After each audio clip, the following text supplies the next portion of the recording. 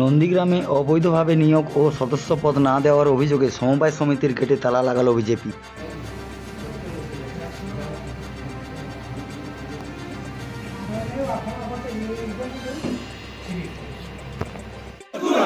সমিতিতে আজকের নিয়োগ হচ্ছে কেন অবৈধভাবে? আজকের জবাব চাই, জবাব দাও।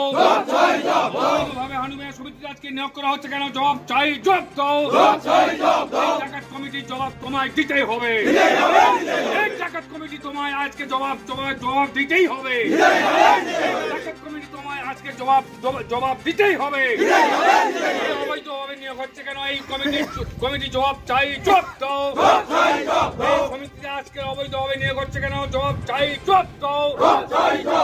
পেপার দেখুন, এই সমবায় সমিতি একটা দুর্নীতির আখড়াতে পরিণত হয়েছে। এখানে কোটি কোটি টাকা দুর্নীতি হয়েছে প্রথমত। দ্বিতীয়ত, এদেরকে সাবধান করা হয়েছিল যে কর্মী নিয়োগের ক্ষেত্রে আপনাদের বিজ্ঞাপন দিতে হবে, এলাকার মানুষকে জানাতে হবে, তার ভিত্তিতে যোগ্যতার বেসে কর্মী নিয়োগ হবে।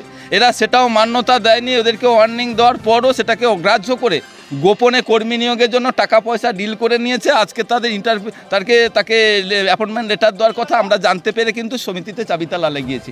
ওরা সদুত্তর কোনো দিতে পারেনি। তৃতীয় নম্বর হচ্ছে, এখানটায় দীর্ঘদিন ধরে মেম্বারশিপ দেওয়া হচ্ছে, কিন্তু তার জন্য কোনো নোটিফিকেশান নেই, এলাকার মানুষকে জানায় না। যারা বিরোধী দল করে, অপোজিশন দল করে, তাদেরকে বলে দিচ্ছে যে ডেলিগেটের কাছ থেকে যাও, সে সই করলে তবেই তুমি মেম্বার হতে পারবে। কিন্তু এই সমিতির নিয়ম বলছে যা জমি আছে, যে লোন নিতে চায়, সে এই সমিতির মেম্বার হতে পারে। সর্বক্ষেত্রে এরা দুর্নীতি করেছে। এদেরকে ওয়ার্নিং দেওয়ার পরও এরা সাবধান হয়নি, তাই চাবিতালা লাগিয়েছি। এরা এতটা নির্লজ্জ যে ঘর থেকে বেরোতে বলছি, সেই চেয়ারটাও ছাড়ছে না।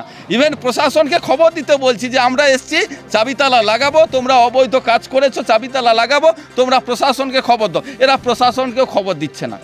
বলছি, সমিতির সম্পাদক যেটা বলছেন যে অস্থায়ী নিয়োগের ক্ষেত্রে কোনো রকম ভেরিফিকেশনের দরকার নেই, তাদের বোর্ড বসে তারা সিদ্ধান্ত নিয়েছে এবং সিআইয়ের পারমিশন নিয়ে নিয়েছে। না, এটাও দু নম্বরই।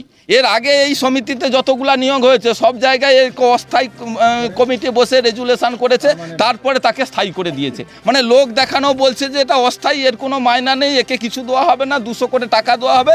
তার 2 মাস পরে সে যখন সমিতিতে ঢুকে গেল, কাজ করছে, 2 মাস পরে তাকে স্থায়ীকরণ দিয়ে দিচ্ছে। অলরেডি তার আগে টাকা পয়সা ডিল হয়ে গেছে।